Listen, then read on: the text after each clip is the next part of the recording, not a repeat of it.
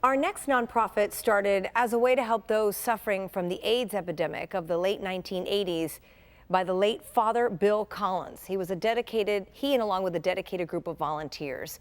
Now, more than 30 years later, the Fort Lauderdale-based Poverello Center is continuing Father Collins' mission by providing food, clothing, and so much more to thousands of people living with HIV and other chronic illnesses. Here with more on the work of the Poverello Center is their Chief Executive Officer, Thomas Pietrogallo. Thomas, great to have you with us. Oh, thank you so much, Pam, for having us. Tell us about this great organization, Poverello, because a lot of folks probably have never heard of it. Well, the Poverello Center exists to help people in our community eat well, live well, and be well. So we do that through helping people who don't have the resources to accomplish a healthy foods diet, by giving them healthy foods, but also preparing them through education about healthy preparations, nutritional content through our nutritionists, and we even do things like shopping tours and things like that so people can maximize their family budgets. I think what's so neat is that you have a nutritionist on staff who's there to actually work with folks and kind of help them get on the right track about eating. Because if you're dealing with a chronic illness and you're trying to be well, what you eat is also medication, right? And a lot of folks aren't eating the right thing. Exactly, Yeah. and we believe that particular expertise is something that's missing in our community that allows people to really not only achieve their medical goals, but also some of their lifestyle goals. We're so fortunate that people like the Howard Greenfield Foundation has agreed to fund that type of service for us. So we're very fortunate. We depend on the generosity of people in the community to make these things happen. So take us back to the beginning when it was founded by Father Collins. He was dealing with and helping folks who were suffering from HIV and AIDS, and he just saw such an intense need, an incredible need, because a lot of folks were dying, right? A lot of people were dying at that point. You know, HIV was considered at that time a death sentence. And so many people were basically released from a hospital if they got out of the hospital. And they went home to, isolation and sometimes not enough to eat, and situations that really moved the heart of our founder to make sure that people had enough to eat. So that's kind of where this whole idea, the Poverello Center, was born, basically from all of that, all that struggle.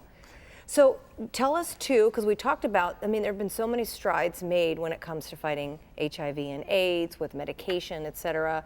And you were saying, obviously, this component too with the nutrition and the wellness has made a huge improvement in people's lives. So talk about that statistic. Well, we're so fortunate that people who come to us trust us. And so we have a kind of a loving, kind relationship with people that allows us to talk about sensitive things like their doctor's visits, how those things are going, whether or not they've had their labs done. And our people have been able to achieve in their HIV care what we call viral suppression, which means the virus in their body is to a degree that it can't be measured by standard lab tests. Wow. So that allows a little over 88% of our people who come to us who have HIV to be virally suppressed, which means they cannot pass along the HIV virus to someone else. Well, that's amazing. That's so important. Are there folks who come to you who don't necessarily have anybody in their life that can kind of help them walk this walk, and that's why you're so important?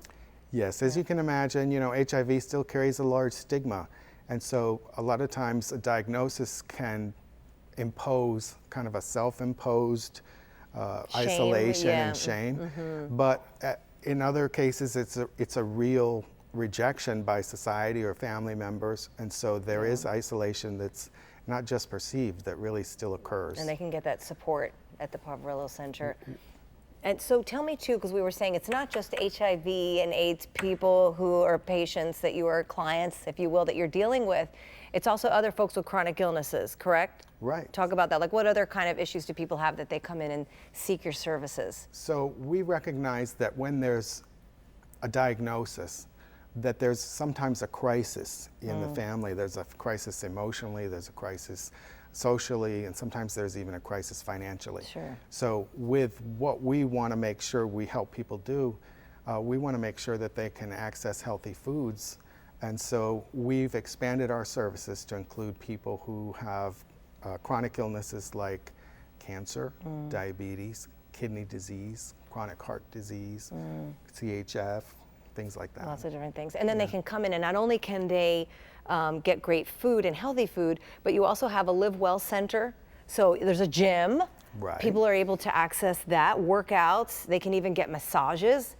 That makes you feel good. That's thankfully. Right? Yeah, we have these amazing provider volunteers who come to us and offer their services for free for our Wow. program participants. Yeah. So we have things like chiropractic, acupuncture, the massage is a Nice. popular one. Yeah.